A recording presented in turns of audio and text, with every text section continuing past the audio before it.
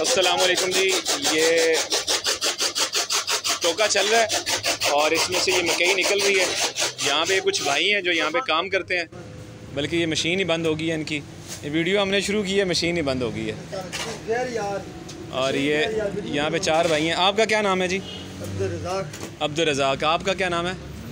عبدالفران. اور آپ کا؟ محمد فران. دانش بھائی. اور اس کا کیا نام ہے؟ جمال. جمال. آپ لوگ کون سے علاقے سے ہیں سارے؟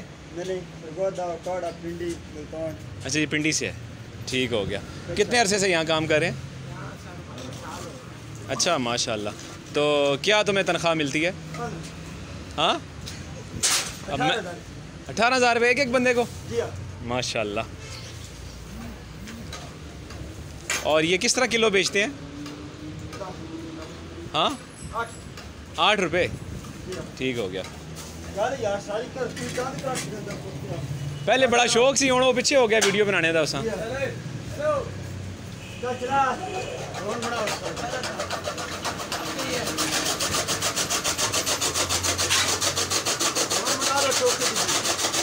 اچھا یہ بتاؤ، یہ ٹوکا مشین پہ کتنا خرچہ آتا ہے؟ ہاں نہیں یار، یہ زیادہ کا ہوگا موٹر.